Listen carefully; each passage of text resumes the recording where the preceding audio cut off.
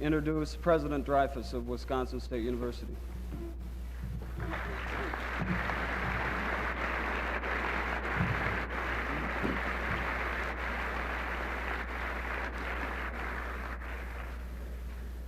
This is the second day of our Earth Week, and I said last night, and for those of you who weren't there, I want to repeat this, but I'm hoping the time will come that Earth Week becomes a state of mind until it's Earth Year, and finally Earth Lifetime. That's the ultimate goal of where we're going, until all of us extend this newly found awareness of our environment. And it could be that even the moonshot has done that for us as we get back and see that gorgeous blue ball that exists in an absolute space of blackness. And this is all there is, and it's all we've got. Last year, the beginning of Earth Week, the man who really initiated all of this and has moved our imaginations and the imaginations of our entire nation, our own Senator Nelson, originally from Clear Lake up in the northwest part of our state, a former state legislator, a former governor of this state, and the senator from the state of Wisconsin, Gaylord Nelson. Thank you.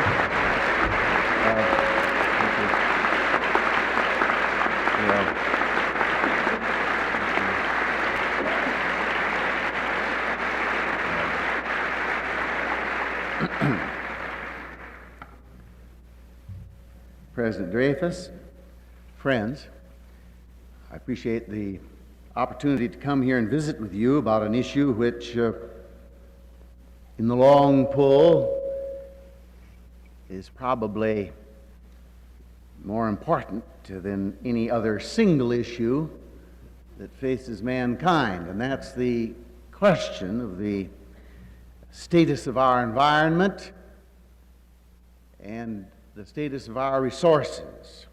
That isn't to say, I might add, that isn't to say that there aren't other very urgent issues that confront the country and the world, including the issues of peace, poverty, racism, opportunity for all people.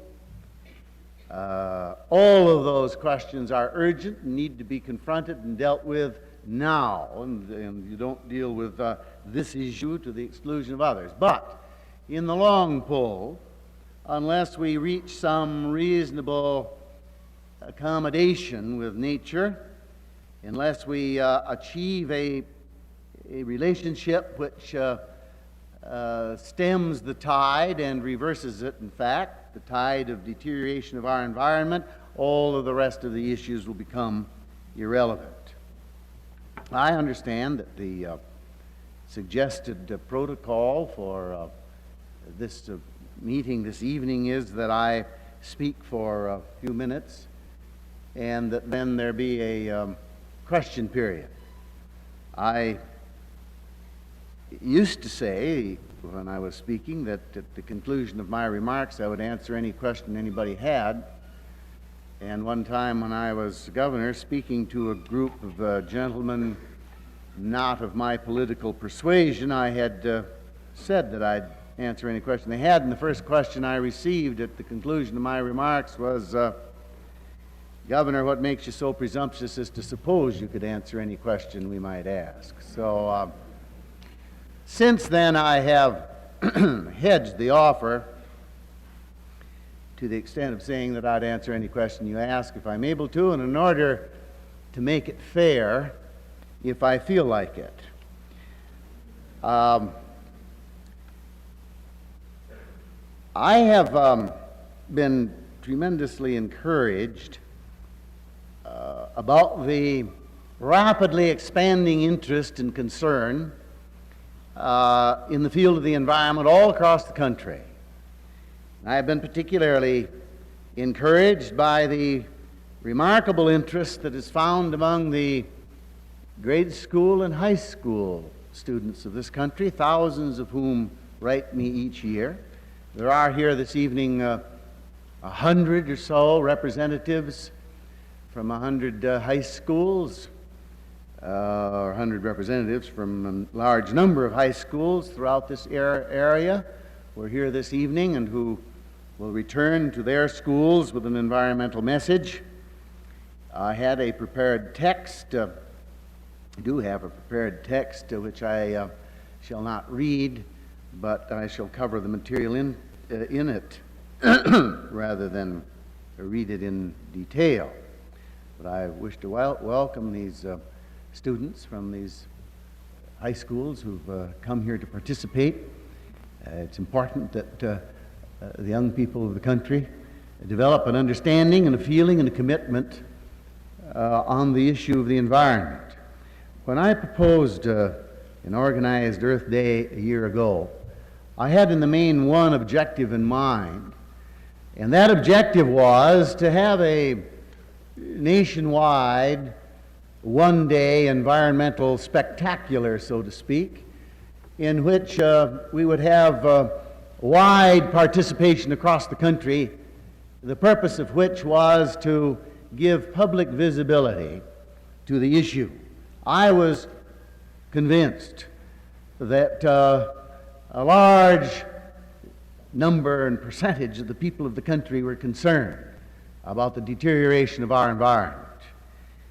And my hope was that this great expression of concern and interest all across the nation would shake the political establishment out of its lethargy on this issue.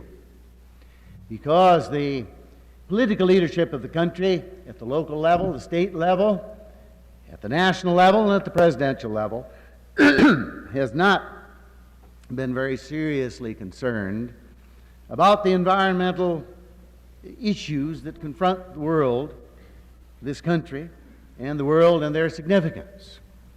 And the fact of the matter is, from that standpoint, Earth Day was an astounding success because it did just that. I'll speak a little later about some of the specific consequences of Earth Day, but the most important consequence of all was that for the first time in history, the environment became a part of the political dialogue of the nation.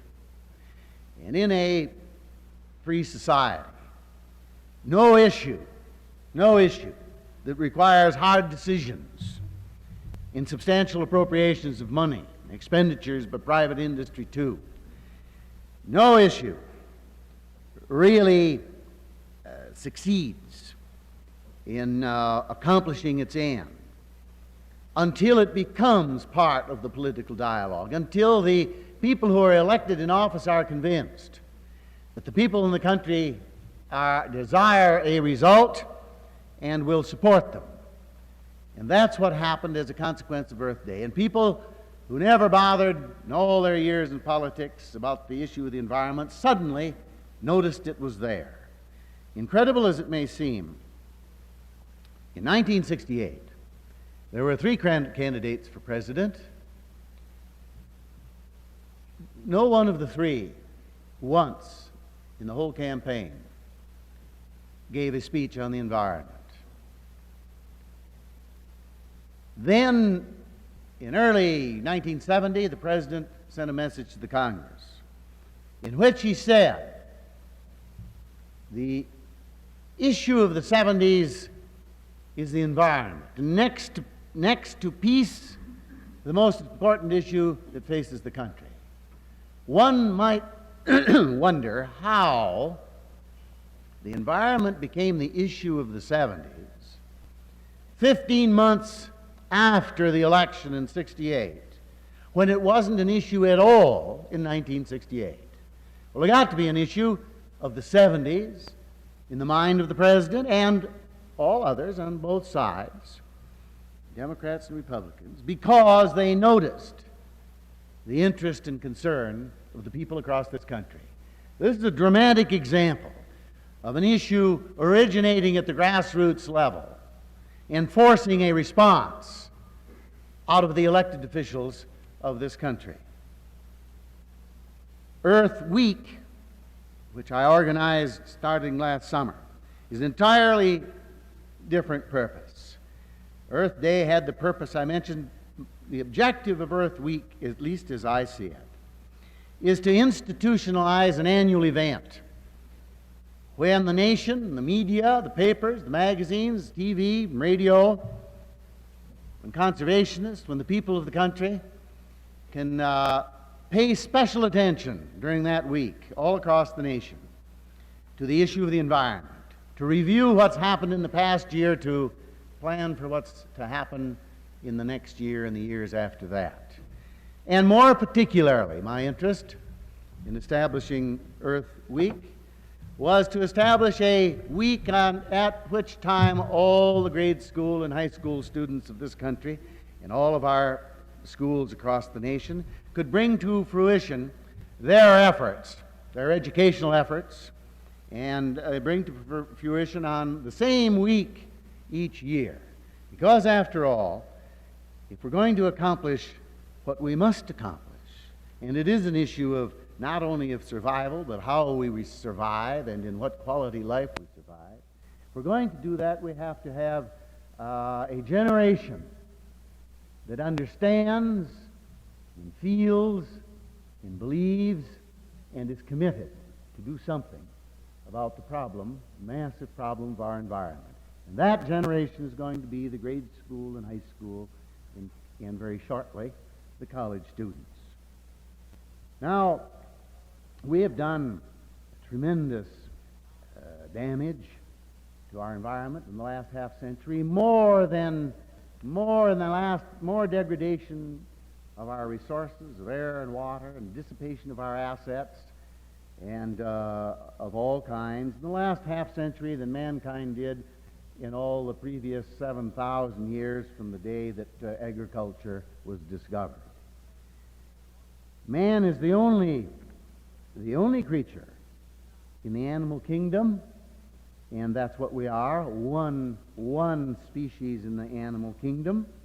Is the only species that makes massive intrusions into the life systems, into the environment, destroying the livability of the habitat for all kinds of other creatures. We do it not understanding really what it means. And I think we must understand that as we destroy the habitat of some living creature, we are affecting our own habitat. And at some stage, if we continue it, we'll disrupt the life systems that are critical to us. There are all kinds of creatures on Earth who have a whole lot more flexibility and survivability than the human species does. So those who say, as many do, who cares about the fact that the whooping crane has been put on the endangered species list? Or who cares that the bald eagle, the peregrine falcon, the Bermuda petrel, the osprey are being threatened with extinction?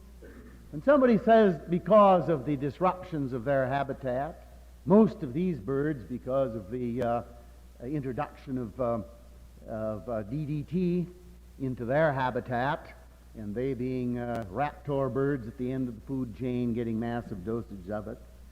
But anybody who says who cares ought to remember John Donne's lines, "Do not send to know for whom the bell tolls, it tolls for thee," because sometime at some stage, if the human species continues his intrusions in this massive fashion, we'll destroy the life systems upon which we depend. There are many things to be said about what we ought to be doing at the local level, and state level, and national level. And I shan't list them all. Many we are beginning to do. And there are many responsibilities that each of us has as an individual, and that industry has, and that government has. And some of those questions may be raised this evening. But there are a number of questions that nobody really is asking, let alone answering. And the questions have to be asked, and we have to address ourselves to an exploration of what the answer is. One of those questions is, how long can the United States and the rest of the industrialized world continue to consume the non-renewable resources of the planet at our current accelerating pace before we run out of these resources upon which our sophisticated, highly industrialized society depends. That is, how long can we continue to consume, in automobiles, for example, 75 billion gallons of gasoline per year, just in the automobile? How long can we continue at the pace we are to use up the minerals and the fuels, the fossil fuels of the planet, and the minerals, metals that are necessary to maintain a complicated technological society before we run out? Nobody really knows. But this can be said, that we're going to run out of them a whole lot more quickly because of the way we are dissipating and wasting them and refusing and to recycle them than we will if we did recycle. A man like Harrison Brown, who is one of the great thinkers in this country on this subject, who wrote a exceptional book in 1954 called The Future of Man, speculates about what happens to the industrial societies of the world when their finite amount of resources is all consumed and there's nothing left to run these vast, complicated machines. He speculates that many of these resources will be gone, from his extrapolation, somewhere mid-next century, 2050, which is within the lifetime of little children, babies who have already been born. It causes it ought to force us now to start thinking hard and planning hard about recycling all the resources that can be recycled. Another question that is being asked, fortunately, and is important, and is being discussed, and that's the question of population. I told Dr. Paul Ehrlich one time, who is one of the executives in Zero Population, I said, the only problem, as I see it, with your organization is that zero population is too many. Because we're already, in this country, overpopulated by any environmental standard of measurement, because with only 200 million people here, we have been unable or unwilling, perhaps mostly the latter, to stop the deterioration of the quality of our environment. What will it be like if our attitude is the same when there are 400 million people here in another 40, 50 years? So the question that we ought to ask and evaluate very carefully and discuss very widely here and all around the globe is the question, can the planet, we're talking about a finite body with a finite amount of resources, limited amount of air and water, forests, soil, minerals, a limited capacity to sustain life, as every finite body has a limited capacity to sustain life. Can this planet support the 7.5 billion people who will be here 35 years from now if the population rate of increase continues at its current pace? And if the planet can support 7.5 billion people instead of 3.25 billion, in what quality of life will they be supported? Housing, food, water, recreation? I think there's no question but what the standard of living will have to be much lower than it is now. And if you're satisfied, some people are, that with technological developments and the green revolution, it produces more food per acre, and is going to give us more trouble per acre, as you're seeing with the corn rust that cost us 700 million bushels last year. But if we can support 7.5 billion, you can be sure the quality of life will be lower, because you can't double the number of people occupying the spaces without reducing the quality of the life and limiting people's freedom. That will come with it, because the more there are, the less the freedoms that individuals will have. But if you're satisfied, as I started out to say, as some are, that 7.5 billion would be all right, the next question is, can the planet support then the 15 billion who will be here 70 years from now? And that's within the lifetime of little babies who've already been born. I think you must come up with a negative answer when you get to 14 billion at least. So, population growth is a critical issue. Another question that isn't really being asked, though the population one is, if we continue at our current pace of introducing pollutants into the lakes, the rivers, the streams, and the oceans of the world, if we continue at our current accelerating pace, will there be left on Earth any fresh water or any salt water sufficiently unpolluted to support life? I think the answer is no. Almost all the pollution that's occurred in this country, the degradation of our rivers, lakes, and streams, save a handful of industrial rivers like the Maumee in Ohio and some of those that were destroyed long ago. Almost all the destruction, degradation of the rivers and lakes in this country has occurred in the past 40 years and at an accelerating pace in the past 25.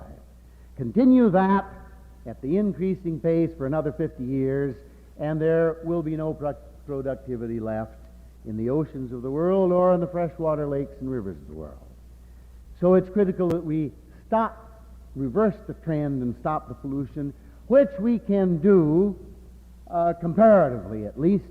We can reduce the pollutants going into rivers and lakes and streams and the oceans at least by 75 or 80%. Another question that has to be asked is what social, economic, cultural, and political changes will we have to make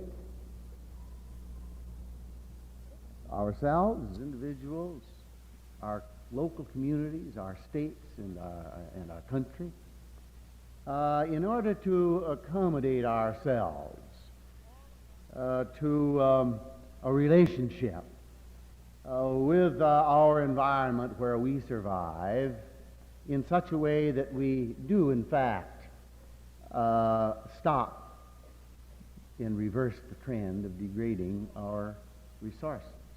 There isn't any question, but we're going to have to change the way we do things. And there isn't any question but what we are going to have to say to all kinds of people who thought it was their right in the past to do with their land whatever they wished to do with it because they got title, or to put any pollutants they wanted to into the air or into the water, though it's your air and my water. So there will be interferences with what people considered in the past to have been their right. You might think it's shocking to say that people should be denied the right to do anything with a piece of property that they buy and have title to. And that's always been the tradition in this country. I don't think it's a defensible position anymore, if it ever was. In fact, it never was the position of the American Indian or any other Aboriginal group that I know of. The Indians always said to the white man, when he said he'd like to buy their land, he'd say, well, I don't own the land. I hold it in trust for the people who come after me. That was the Indians' view of the land. Our view has been we own it, we can do anything we please. So you see, for example, in the country, all across this nation, farmers draining wetlands, builders draining wetlands to put buildings on, What are those marshes and wetlands? They're the habitat of a whole lot of wild creatures, and you drain them, you destroy their capacity to survive. My view is that nobody, without a special permit, should be permitted to do, in a special permit and a very sound reason, be permitted to drain any marshes or wetlands at all. That's the habitat for the one that's most obvious to all of us, the migratory bird, and all kinds of other creatures there. If you keep it up, you'll destroy them all, and you'll reduce by some more the quality of living for all of us, while you've destroyed their capacity to live. Then, another question is, what are the moral and the political and the economic implications of being forced, as we will, being forced to share a vanishing world resource base with an expanding demand? That is to say, each year, the United States is a growing country, an expanding industrial country, and Japan, and Europe, and Russia. Each year, they're making a bigger demand on the resources and consuming more. And each year, developing countries are moving up, slowly starting to industrialize, and making demands for the same resources, of which the world has a limited supply. You saw just, I think, although the papers and magazines, columnists didn't treat the issue in this way, but you saw, I think, the beginnings of that kind of problem when you saw Libya and the Arab countries say to Europe and Japan, we want more money for our oil. Now, 50 years ago, we wouldn't have bothered with them if they said that. We'd have just gone in there and thrown out the sheik and taken over his oil wells and put in a proxy for ourselves. England would have, France would have, we would have. But no more. Well, what happened? These little countries with that are undeveloped countries said, we want more money for our oil. You can't have it. And they got more money for their oil. You know why? 90% of Europe's oil comes from the Arab oil wells, and 95% of Japan's oil comes from there. And if they turned off all the oil, Europe would be shut down in 14 days or thereabouts. That's all. No power, no movement. Well, you're going to see these demands about resources. Historically, all the major countries in the world have exploited all of the underdeveloped countries. There's no doubt about that.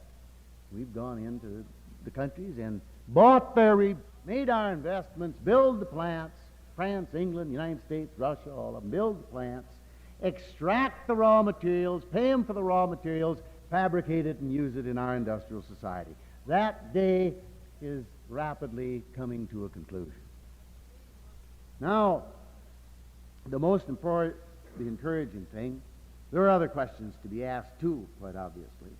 But the most encouraging thing, in my judgment, is that the environment has now become a political issue and everybody has to talk about it. And last November, for the first time in the history of this country, you had candidates for office running all over this country talking about the environment. Now, most of them didn't know what they were talking about it, but they were talking about it because they thought they had to. And that's a great positive step in the right direction. It's not unimportant, by the way. In fact, it's very significant that every time you flip open the magazine, Time, Newsweek, Esquire, Fortune, any magazine you want, flip it open sometime. There are these big ads in there, institutional advertising, they call it, promoting the name of the company. Those ads say, why? The oil company says, look at that beautiful picture and see all those right there in those oil wells. Before we put those oil wells in, none of those beautiful birds were here. We're doing all these great things for the environment. They're all telling us what they're doing for the environment.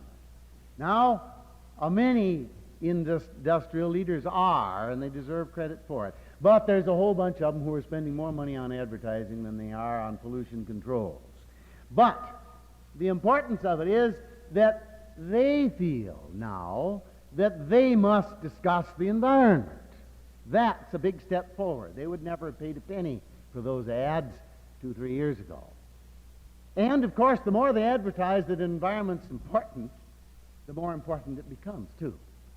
So they're sort of putting the arm on themselves, so to speak. Now, the recent history has been encouraging in other respects, too.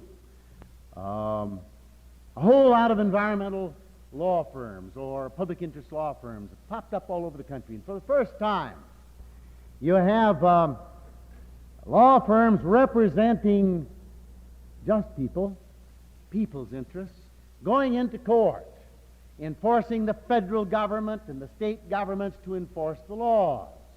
The Environmental Defense Fund, for example, started a lawsuit to stop the completion of the Cross-Florida Barge Canal, which was an irrational project in the first place. Cut a swath all the way through, ruin a great river, and cut Florida in half at great tens of millions of dollars of cost to the federal government. I've forgotten what the figure is, 200 or 300 million. Well, they've been at it for years, and they started the Environmental Defense Fund, started a lawsuit, got an injunction, and stopped it on the grounds that it would cause irreparable damage. Well, last year, Senator McGovern and I had an amendment in to do just that last August, and we decided not to call up the amendment. We decided to debate the question, but not to ask for a roll call because we knew we'd get licked so badly. We thought it would ruin our cause for this year when we planned a larger campaign to stop that event, to stop the canal from being completed.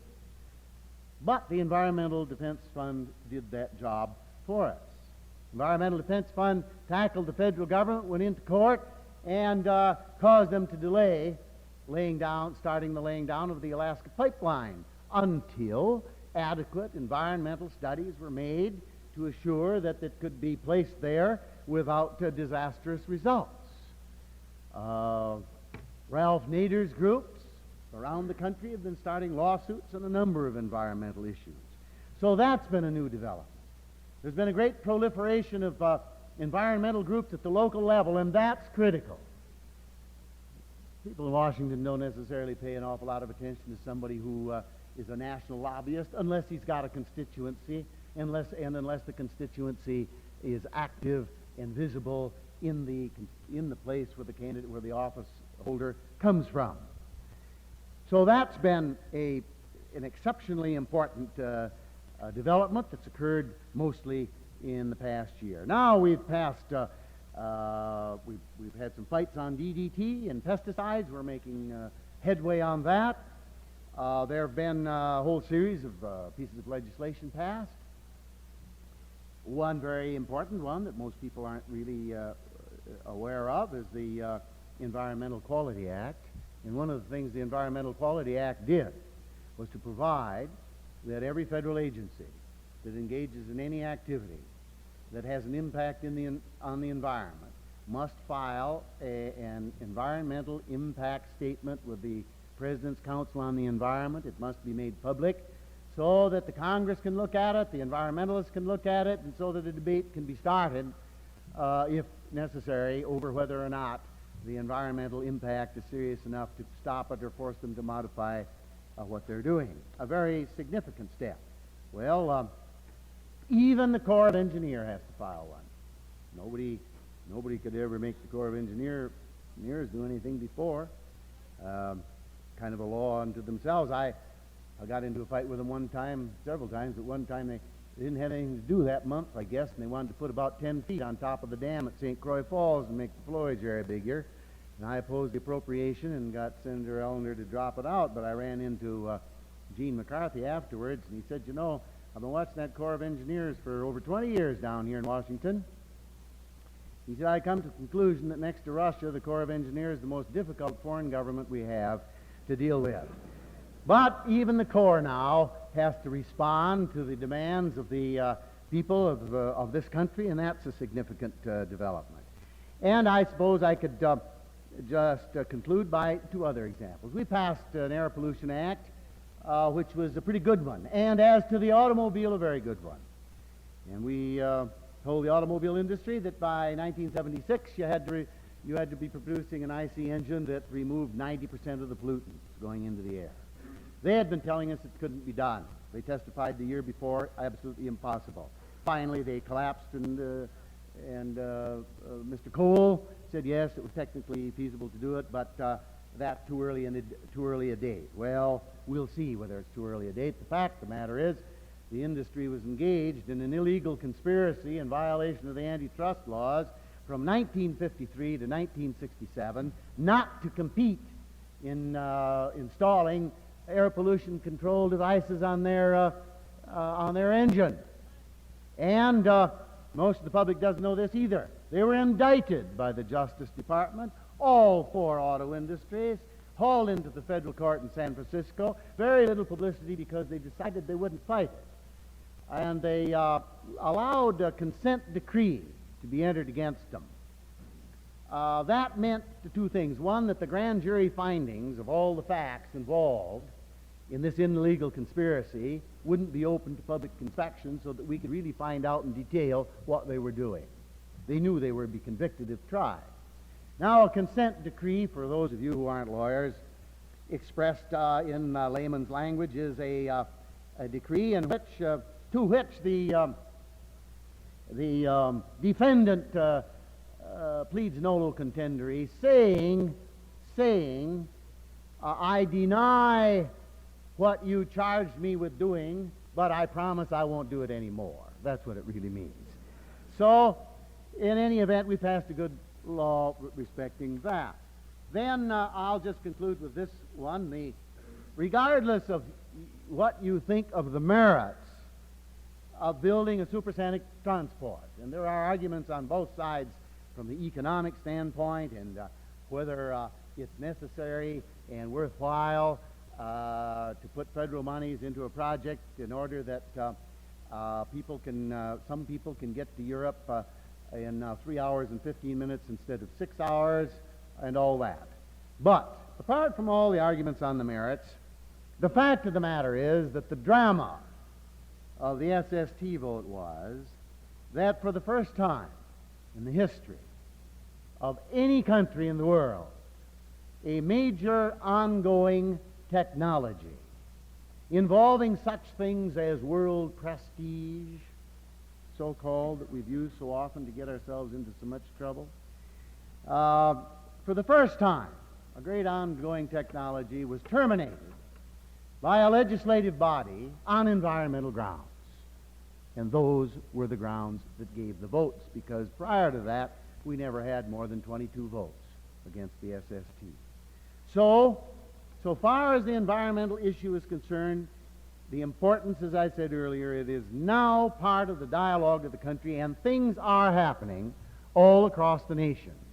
And if you had ever told me a year ago that this much would happen in 1 year, or if you had told me this much was going to happen in 5 years, I would have doubted it. It's all happened in 1 year, and I think we're on our way toward some reasonable successes in confronting the environmental problem. Thank you very much.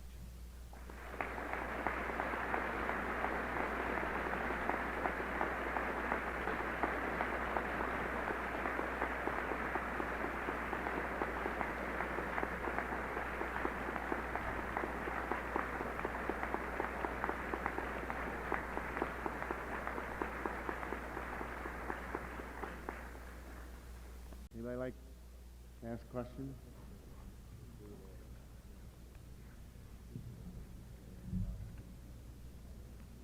Well, I didn't answer everybody's, I trust.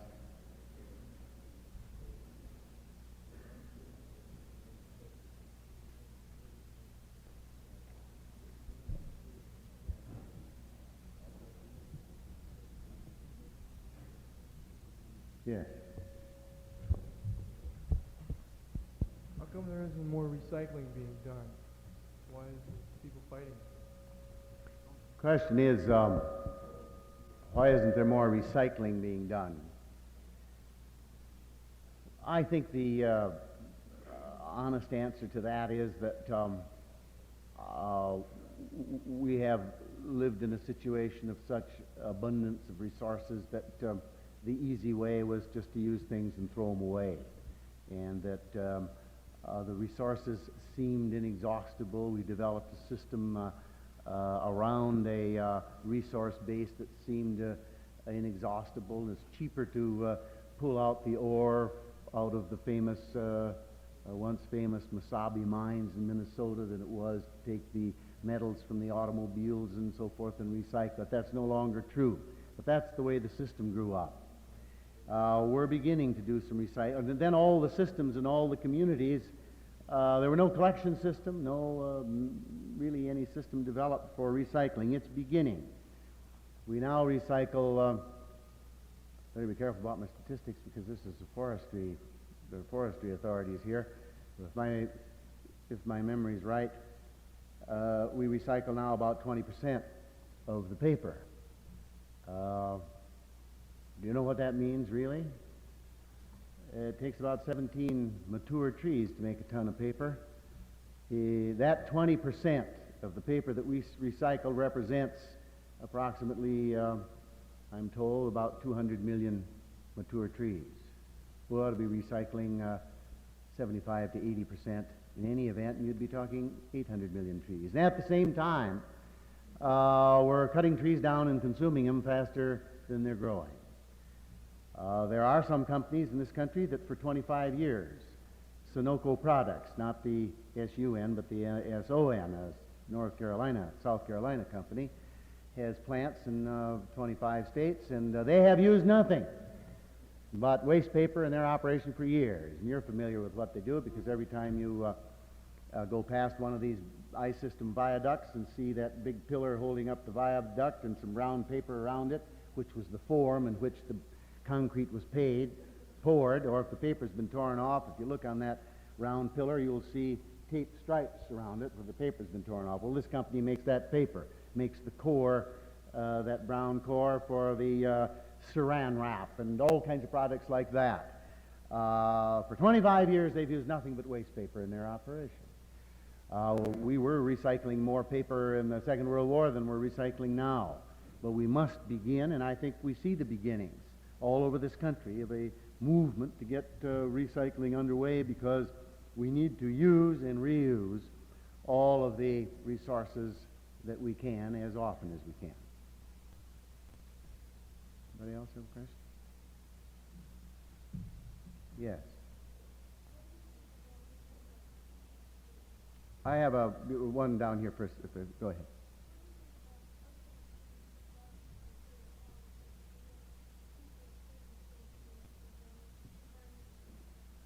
Instead of using what for environmental purpose? Oh.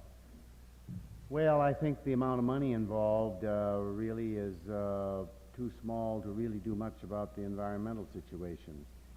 In water alone, for example, to assist the municipalities, say like Stevens Point and Milwaukee and all the cities in the country, we've been, 2 years ago, we're only giving $207 million a year in grants of federal money to cities for waste treatment.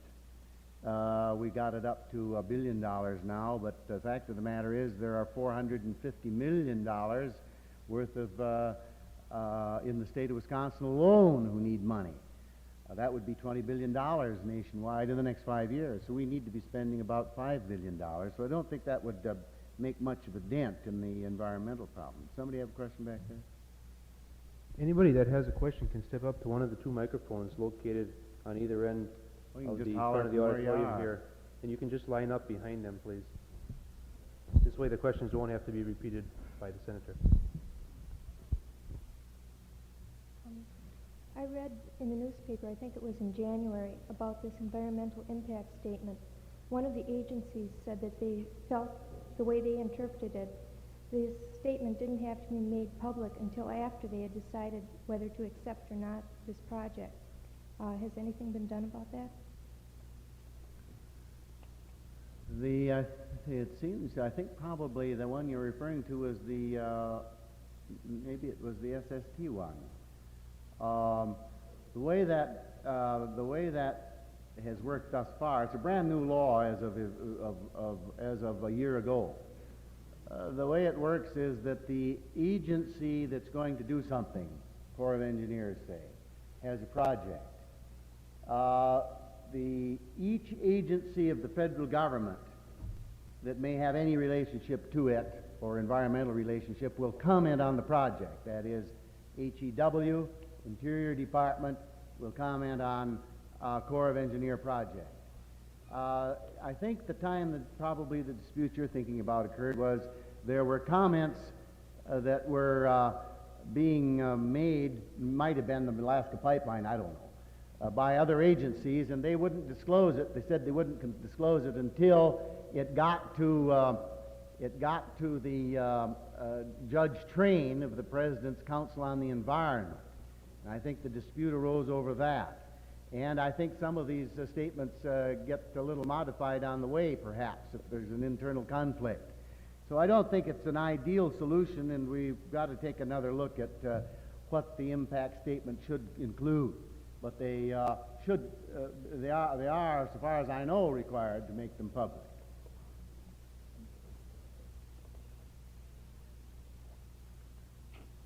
Senator Nelson, can you foresee any federal legislation on birth control in the near future? Or What kind? Anything up to, well, I don't really know exactly what kind, but would it be with parental legislation or legislation for parental requirements of you have 2 children for your family and another family may have 4 because you're smarter or something? And you and I'd have 20?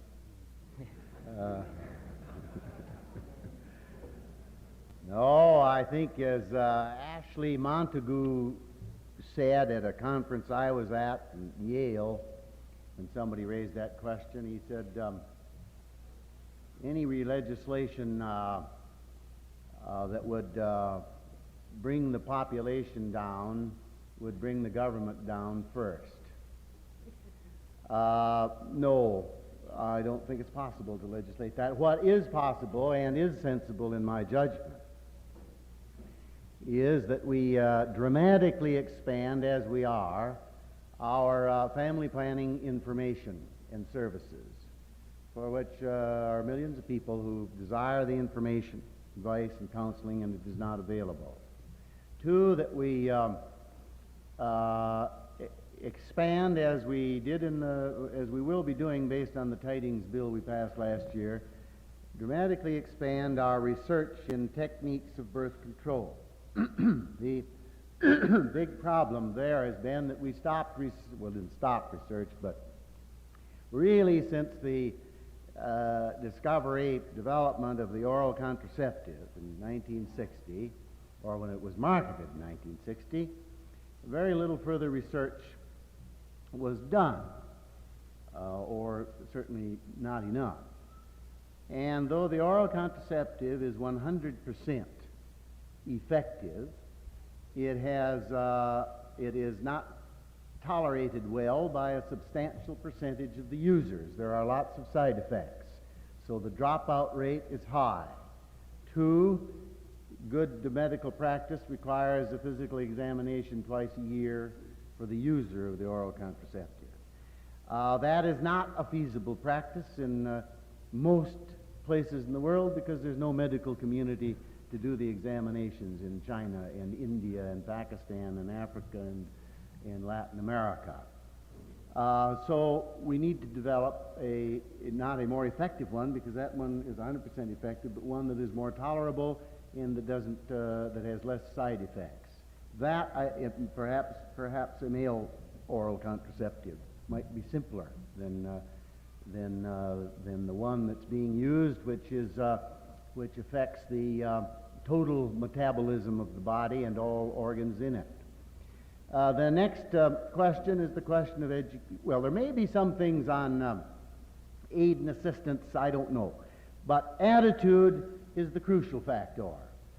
Japan had a growth rate of about 2% per year in 1948. They became very disturbed about the fact that they could see that their island couldn't handle all those people, and their population increased from 2% to, I believe the figure is 0.4% as of the year before last.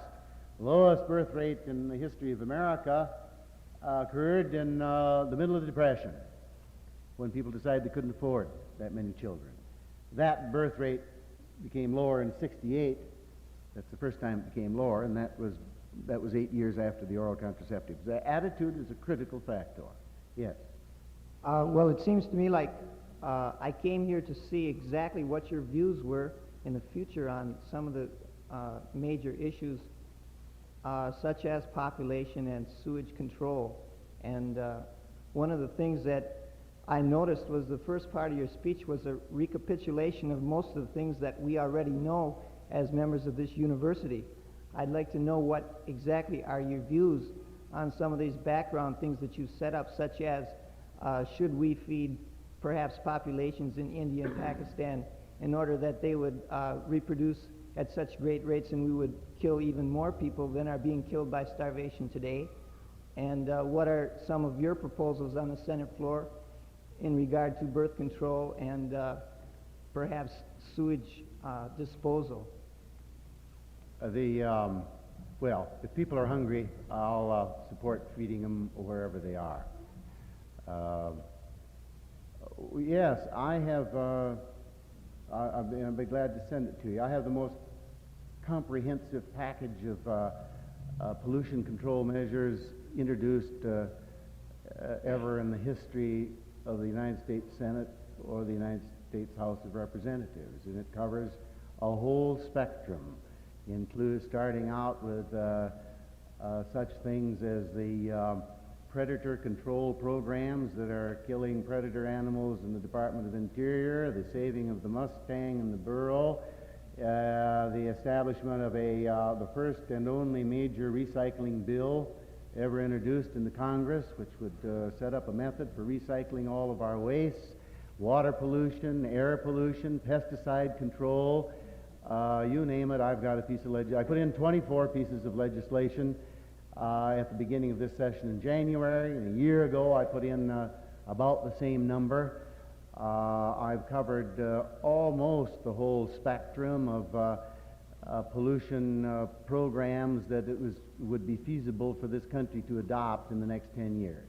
I'll be glad to send you the whole packet and all the statements supporting it. The reason I didn't get into it is I didn't think it would be of particular interest for me to list 24 bills and all aspects. I've got an oceans bill in, for example, and it's the only major oceans bill. We're going to destroy the productivity of the oceans, according to all the marine biologists I've talked to, if we continue what we're doing, in about a half century. There'll be no productivity left, because you only have to pollute the marine estuaries in the first half dozen or 20 miles out off the shore in the continental shelf where the breeding and feeding goes on. I have a comprehensive bill to stop the dumping of solid wastes and into the ocean, and to stop the introduction of raw sewage into the oceans. I have a bill in to provide 90% assistance for the municipalities for waste treatment plants. I have research bills in of just the whole spectrum, but I didn't think you wanted to hear a litany on the specific bills I've introduced. Okay, well, excuse me on that, but I still have one more question with regard to something significant for our area, and this is the paper mill pollution on the rivers of the state of Wisconsin. I understand through my father, who also works in a paper mill, that parts of the paper mill are being closed, and the pollution that is being done by the paper mill will be partially stopped through the closing of parts of these mills.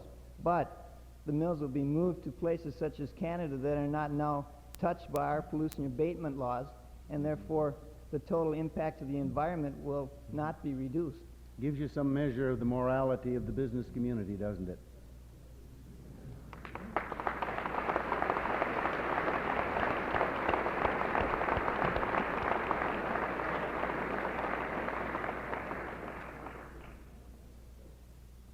You need to establish tougher water quality standards nationwide, and the standard that I hope we'll establish pretty soon is that all municipalities and all industries must install that equipment which refines pollutants out of the air and the water or recycles the waste, that equipment which meets the highest current practical state of the art.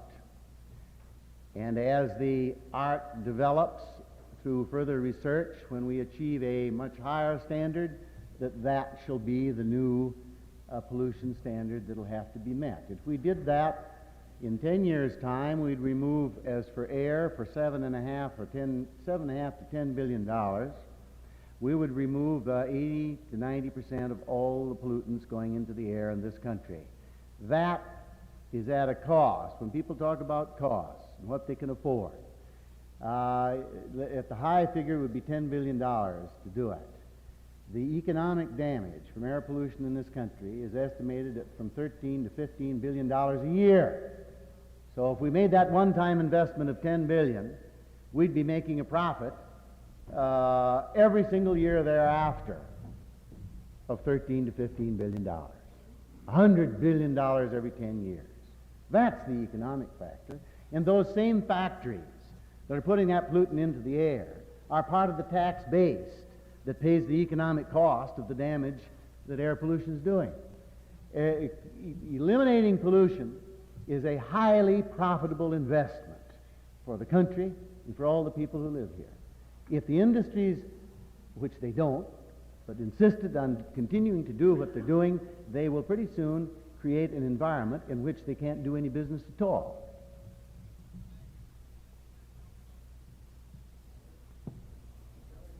On clear cutting as a management tool. Well, you're asking me a question here with all these forestry experts about, you know. I always made a policy all my life not to talk farming to farmers or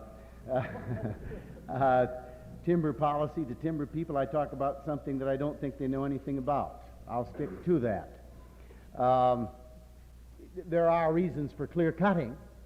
I understand from the foresters, depending upon in a climax forest, depending upon the circumstance. The fight that's going on now is that some of that clear cutting that they've done in the West has been pretty disgraceful. Whole hillsides and whole areas that are too large. And I suppose that question also would depend upon the nature of the soil and the watershed and all kinds of other questions. But if you want an answer to proper timber management, the best timber management for regrowth and for selective cutting and clear cutting when it's indicated, you got all the experts here at the university. I'm not one. Senator Nelson, Congress recently defeated the SST bill. Now we know hundreds, literally thousands of airplane flights are made each day. My question is this: what would the SST have represented that great an increase in the pollution of the air caused by airplanes, or was the defeat of the SST just representative of we have to stop the thing at some point in some manner? Well, it's an oversimplification to suggest, of course, that only an environment did it. There was a question of national priorities. There was a question of whether we should put federal monies into a project that was going to be in the private field. We weren't going to use the SST. And then there was the environmental question. The problem is that either out of sheer stupidity in the management of the argument or whatever, they never, if they just said, we'll give you an honest scientific report independently and we won't go beyond the prototypes, if the scientific indications are that it's a serious threat, they'd have had the prototypes. They wouldn't do it. I can't figure out why. The answer is we don't know. If you put, this is in the stratosphere now at 60 to 70,000 feet in a stable, very stable and fragile environment in which I understand that there's very little vertical movement in that environment, that pollutants introduced into it may stay there for a year or two. Nobody knows what that means if you put 500, as they were talking about, into the stratosphere, our country and how many other countries, flying at that level, many of them there 24 hours a day. We just don't know. Some people said, well, it wouldn't be serious. Some people said it might be catastrophic. But the fact is it had global implications and it ought to be studied first. The other one, which is very significant and nobody dealt with very much, although I dealt with it as well as I could, given the fact that not much research had been done, was the question of the sonic boom.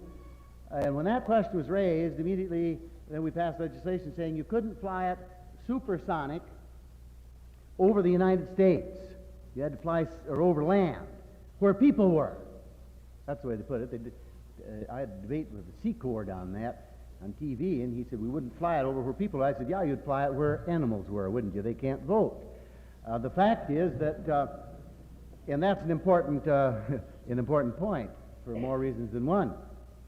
In the test that they did over Oklahoma City, the sonic boom of 1.3 to 1.3 pounds per square foot was intolerable, or considered intolerable to a substantial percentage of the people. It was just too big a boom. They got 4,900 claims against them for flights over there. It did crack some plaster, do some physical damage. That was 1.3 pounds per foot. The sonic boom of the SST is 2.5 to 3.5 pounds per square foot, more than twice as much.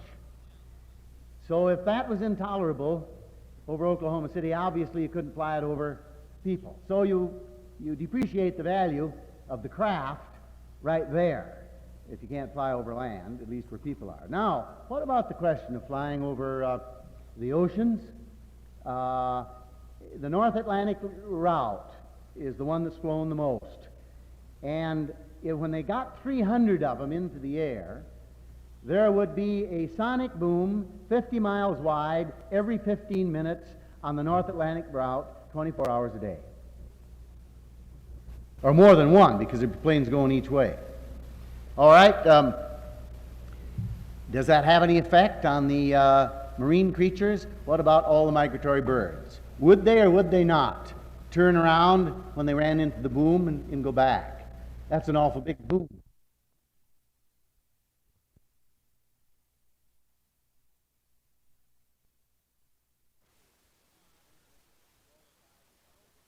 And but they discovered some things that were disturbing. They've expanded those studies dramatically now. So what they're really doing is continuing the environmental studies. There's a scientific group of scientists, University of Wisconsin, whom I've been consulting with each time the Hazelton reports come out. I think that the more they study it, the worse it gets. And so now they're coming along and asking for $2 million this year to drill cores into the Laurentian Shield, which is that rock, that's why they're there, or want to be there, down a mile or 2 miles, thinking they might put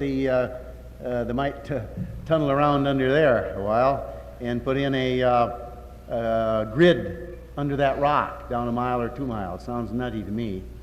But they're asking $2 million for that. That makes me suspect that they can't solve the environmental question at on the grid where it's just 6 feet underground.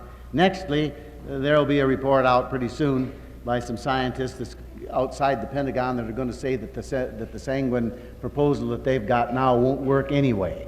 So it's not going anyplace for the time being. If they, in fact, ever did come up with an answer satisfactorily on the environmental question, that is satisfactory to independent, qualified environmentalists outside the government, then the next question that we'd have to face anyway is the debate over the question of whether or not that is a necessary part of our weapon systems and worth the 1, 2, or 3, or 5, 4, or 5 billion it would cost. Do you think that it's a necessary part of the defense system? Well, I've had two in-depth secret briefings on the technology, its purpose, its military purpose, and why they think it's necessary in order to have an invulnerable system that couldn't be knocked out. All other systems could be knocked out. This would be a final one that couldn't be knocked out. I doubt it very much, personally. It doesn't strike, I'm not persuaded from what they've said that even if there was no environmental damage, that it makes much sense to have this system, which can only, for all practical purposes, send a signal to the submarines on the other side of the world, drop the bomb, shoot the MIRV. That's about all. At best they claim for it is that it would send 15 letters a minute, A, B, C, D. You'd have to be signals, yeah. Senator Nelson, since atomic energy is supposedly the power of the future, what has been done to control the amount of wastewater being produced by atomic energy plants? The problem, in my judgment, there is that the standard setting for radioactive materials that may be introduced into the water is set by the AEC, the Atomic Energy Commission. I think the standard setting factor should be outside the AEC, and that's Senator Muskie's jurisdiction, and he's going to be conducting hearings, I understand from his staff, on that exact point. They have claimed that the standards they've set are environmentally acceptable and not dangerous. I have never seen any in-depth discussion by qualified scientists, and the question it raises in my mind is that radiation has a long half-life. I don't know how long it is, maybe somebody here does. Has a long half-life, so it's in the environment for many, many, many, many years. Are there any marine creatures who concentrate it, or would it be concentrated in certain in plankton or flora or fauna of some kind or another in the oceans and have some dramatic chain effects within the food chain someplace upon some other creatures? I've never seen any studies on that. I don't think the AEC has made them, so I would be very concerned about any radiation going in, but at any rate, I'm concerned about what they say is an acceptable level. Thank you. I have another meeting after this with the high school students who came over here, and then and a press conference after that, and a lecture from the president after that. Thank you very much.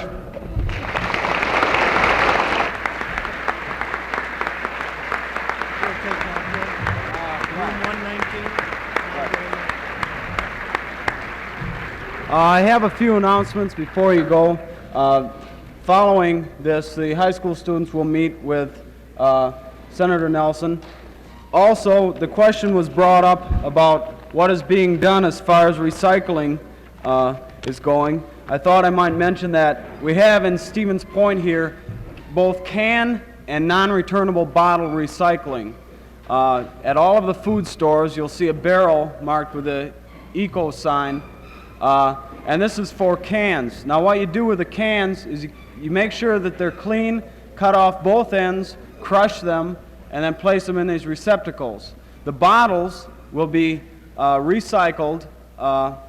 The collecting point will be the parking lot of Pacelli High School, and this is on Saturdays only. This will be from 9 to 5 on Saturday.